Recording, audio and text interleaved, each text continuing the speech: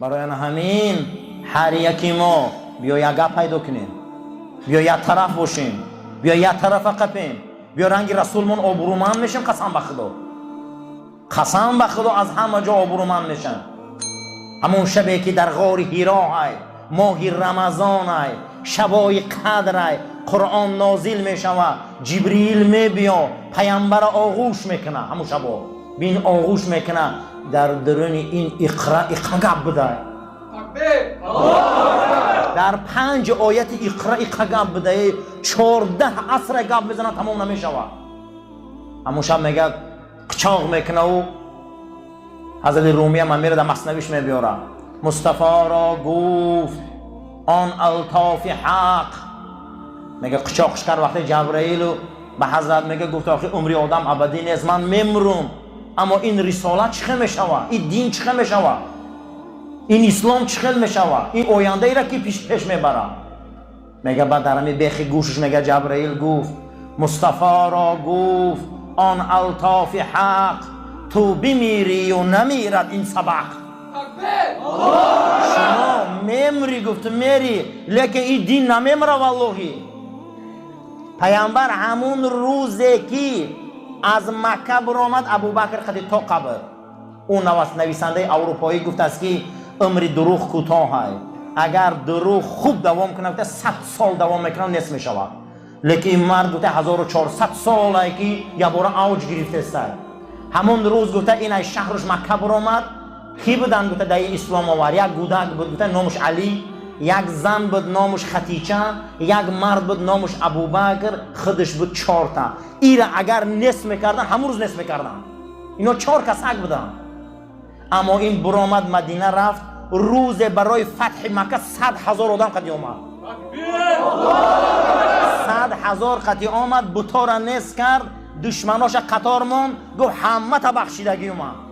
ای شما که من یگان چه خواهش ندارم، من میخوام که مکه در ندای اذان محمدی بلند شود. اما برای همین برادرو انما اعیذکم بالواحده، این پیامبری ما یگپه بوده که دین رو استواره. یگپه بودن، یک خیل گپ بزنی، کسی در میفوره نمیفوره بد میبینه برادر یک خیل باشه. برای همین مصطفی را گفت آن الطاف حق، تو بمیری و نمیرد این سبق.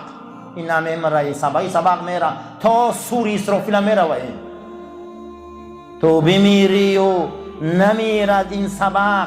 خیست بین صحابه ده گفت شب معراج در نزد خدا بودم و صحبت شد. خدا گفت حبیب محمد امتی ترا لشکر خودم در زمین قرار دادم. این امت رسول اکرم جندالله های، اینا لشکر خدا هم. گفت کسی دوستشان داره، گفت من برکت زیاد میکنم در سرزمین. کسی اگر اینا را به نیتی بد چقه میشوه، گفت زیاد میشوند. همین کسی امت پیغمبر را به نیتی بد غمت یا چقه شوه، اینا بسیار میشوند. این وعده خدا های. اینا یک کس نمیشوند دیگه، اینا یک کس نمیشوند. همین این امت چقه شوند، گفت من اوجش میتم زیاد میشوند. امروز از همه آمار تولد زیاد مسلمانان شدن. امروز در یک عائله 8 تا 10 تا میزوین. اینا رو من وعده دادم، میگه چقه نشویش، نیتی بد خدی یارو چقه نشوی، میگه نیتی نیک خدی چقه شوه، اینا زمین آباد میکنن. نیتی بد خدی رسیده والله اینا زیاد میشون، شما سری صوتونه گم میکنی دیگه نمیدونی اینا کدام دروازه آمده استیان. حتی که رسول اکرم صلی الله علیه و سلم فرمودند که یکی از نشانه های قیامت همین است که روز از شاه مسیحیان میخیزه، میگه شما چا کرده؟ میگه چا کردیم. گفته ای آخه تمام جا همه مسلمان های کو. این حدیث امام مسلم هست. چه خیلی مسلمان های همه با خود چه میقبیدن که همش ایروی قانونای تو بود، تو قانونای خوب برآورده همه اسلام آورد. یا چقدر گفت شاه های مسیحی سر میبردارن تا تک قرتقاشان همه اسلام آورده گیا دیگه. امینه این وعده حق قسم به خدا. انما اعیذکم بالواحده، من شما را میگه یک گپ دارم اینا میکنه تمام. پیامبر ما یکم بار در دین دلگی کرده، درویه بازی کرده. ما هم خیلی باشیم. این خصلت رسول اکرم است. انمو زندگی بسم الله الرحمن الرحیم. قرآن حکایت میکنه انما اعیذکم بواحده، این حبیبی من میگه یک گپ داره. ما این امروز یک گپ نیستیم که دنیا میمون بازیش لگه. این حبیبی من میگه محمد مصطفی صلی الله علیه و سلم یک گپ داره میگه، یک گپ. این یک گپ داره میگه. امروز ما یک گپ نیستیم، بنده یگانه نیستیم، ما خودمون یک طرف نیستیم، دوستامون نامعلومه، قدامون نامعلومه، زنمون نامعلومه، همسایمون نامعلومه. ما اگر رنگ رسول الله یک گپ باشیم، ابوبکر پیدا میشه خودش، عمر پیدا میشه خودش. ما خمون در رحمون یک گپ نیستیم، دو طرفه ایم. انا با میگم که رفیق مول مدزیده پل مخور برا. انما اعذکم بواحدتین، من شما رو یه موعظه میکنم. میگه چیه؟ میگه اون موعظه میگه قومو، خیز نیتاتون نگیره لله، شریعت جدی گیری. یعنی که شریعت خودی بازی نکنه. میگه پیغمبر مثنا و ثلاثه، دو تا میبیایه، سه تا میبیایه، 10 کس میبیایه. قومو لله، دین خدا خودی بازی نکنه. دین بازی نداره والله، دین شوخی نداره. دین همین یک کجله میشی میری به ایمان میشی. برای همین میگه دین قدی بازی نکنه. پیغمبر ما یک گپ داشتن، دین قدی بازی نکنه. دین قدی باید ما بازی نکنه. دین شوخی نداره. دنیا را پیشنهادش میکنم، زنای بهترین میتیم، رئیست میمونیم، تو در چی نمیرسه، بیا پولت میتیم، تو رئیس مون، تو این مون، یک کار کن، بیا همین بود پرستی قدی رویم، دین تجاری نکن. این بینده دین تجاری نکن، پیشنهادش میکنم. میگه اگر آفتاب در دست راستون گیره، محتاب در دست چپتون، ما ایره هم یکمش نمیگردم. دویمش امکیشون ابو طالب میگه، ابو طالب میگه بچه محمد قوتم نمیرسه که تو را دیگه نگاه کنم، اینا یگان فلاکتت میکنم. من گفته از یکی دادرزاتت جمع کن که یگان فلاکتش میکنیم. منم دیگه پیر شدم. و میگه خیلی امکی تا همین روز گفت اکای من دست میکشی. یکمش گفت که گوش کن من امکی، من پروایی به نگاه کردن تو ندارم. پدر حضرت علی را گفت من پروا ندارم که تو مرا نگاه میکنی یا نمیکنی. یکمش. دیمش که یا خداوند دینش غلبه میده در زمین، یا من در میرم میمرم. ما یگان گرگ من گردش ندارم. این همی یک کار، عاقبت کاری من همینه. انما اعذکم بالواحده. این پیغمبری من میگه یک گپ داره، یک گپ شدن در کار برادر. نه میفراشه همین، نمیفراشه جواب خلاص. انا همین خیلی ما پیش میریم. والله ما امروز یک گپ نیستیم که دو رویه باز سه رویه باز شدگیم. نه رفیق حلال داریم، نه قدای حلال داریم، نه فرزند حلال داریم، نه زن حلال داریم. اسلام همین دین یگانه پرستی، دوگانه پرستی. ما باید یگانه باشیم. مخی پیغمبر ما انما اعزکم بواحدتین گفتن، من شما را یک گپ نصیحت میکنم، یک گپ تمام. اسلام ده شوخی نکنه گفتن. کسی اسلام قدی حاصل میکنه، اسلام قدی بازی میکنه، اسلام قدی زندگی نمیکنه. زندگی تورتنک. زندگی تورتنک در کار نیست. زندگی تورتنک مولا در کار نیست. این همیه. ابوبکر صدیق بینه نکنون چخل میبیاید. ابوبکر صدیق رضی الله تعالی عنه میبیا مسلمان میشه، خلیفه دوستی رسول اکرم صلی الله علیه و سلم میشه. همون وقتی که اسلام در مکه مردم غم میتین، حضرت حبشه میگیره زمین رو و میگن کجا میری ابوبکر؟ میگه زمین میرم که نام خدا را گفتند آزاد باشم. میره و حبشستان. او بر میبیاید که وضعیت مکه بیزیبه، مسلمانان رو فریب کردن، با گشت آمدن که خواستن عذابش دهن، قبیدن که عذابش میتیم، مقصد دیگه زجرش میکنیم. غم دادن ابوبکر که پدر خالد ابن ولید ابن مغیره بسیار آدم کلام بود. گفت این جانی من تقویش میشم. ایم روزی بارد امنیت ابوبکر در دست من چقش نشوه. در عادت عرب همین بود، کسی با کلام میگیره چقش نمیشد. ابوبکر وقتی این خلقی گفت، ابوبکر دیگه آزاد شد. اولین انسانی که در خانهش مسجد انداخت ابوبکر صدیق بود. در خانهش مسجد انداخت، در خانهش گریه میکرد، در خانهش میگه تا روز قرآن میگه بلند میخوان. مشرکا از خشم دست میگزیدن. مشرکا از خشم چیکار میکردن؟ دست میگزیدن.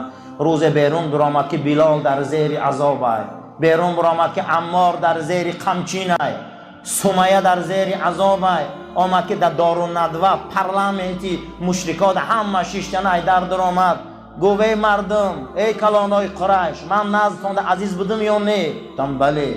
علیم تان بودم یا نه؟ گفتم بله. در بین قریش کی خط و سواد داشت؟ گفتم تو.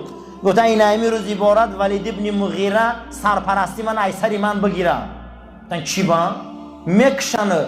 گفت برادرای ایمانی من بلال و عمار و سمیه و اونا در زیر عذابن و من با خندیده گردم امروز عبارت تقوی گفت بگی منم غم کنیو. من نمیخوام گفت که برادرای من در عذاب باشن من در راحت باشم. یعنی که اینما اعیذکم بالواحده اینا یک گپ داشتن. ایامی روز عبارت گفت نگهبانی تایسری من گیر. ای مردم گفت ولید ابن مغیره دیگر صاحبی من نیست. کسی رنگ بلال غم میته من بیا غم دادن گیرم.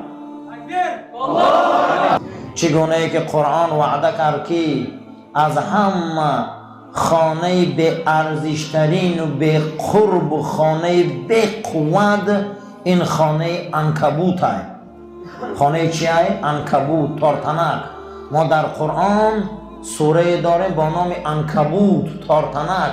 خداوند دشمنای پیغمبر رو تارتنک میگه. یعنی کسی که دشمن پیغمبر و دشمن دین شای قرآن میگه اهون البیوت یعنی سبکترین خانه این خانه تارتنک است. کسی که از قرآن و سنت و آیین پیغمبر بیرون زندگی کنه قسم به خدا زندگی و یا زندگی تارتنک است. این زندگی اروپا رو و زندگی امریکا رو این عالم مسیحیت ارزو نکنه. اینو یا تارتنک زندگی دارن. برای اینو همه پدراشون و سگاشون خوبه. برای اینو همه گودکاشون همه پیشکاشون خوبه. اینو ترکان قطعی هم نکاح کرده سیان، نوش قطعی هم خاندار شده سیان، اینو گربه قطعی هم خاندار شده سیان. قسم به خدا هر روز من این معلومات رو خودم میخونم. امروز برای اینو یا عنعنه حیوان قدی نکاح کردن. برای همین کسی که همین راه و روش غیر پیغمبر ده میروه والله زندگی تارتنک است. این بینه تارتنک که اگر همین دام میکنه دامش همین به نوک پنجه میکنیشه یا شمال میخزالی تارتنک همش دفع میشن با. برای همین که قرآن خود میگه که این زمین وارث و میراث برش این زمین صاحبش بنده های صالح خدا هم. باید همیشه ما بنده های صالح باشیم دعا کنیم که خداوندا در این شبای قبول دعا او بنده های صالح در تمام مناطق عالم اسلام اونها را سراشون بلند کردن نصیب و روزی گردان. این زمین باید میراث برش این زمین آباد کنندش بنده های صالح خدا هم. چگونه ای که خداوند در زبور با داوود علیه السلام امر کرد که داوود این زمین بنده های صالح اداره میکنه. کجای ده یک آدم صالح میبینه، کجای ده یک آدم اصلاحکار میبینه، کجای ده آدم خوب میبینه، کجای ده یک کسی میبینه به خاطر دین خدمت میکنه. والله این شوخی نیست. انا میای وارث بری زمین میراث زمین و میراث انا همیا میبرن. این زندگی که اینا قسم به خدا کسی غیر برنامه رسول اکرم زندگی داره زندگی تارتنک است.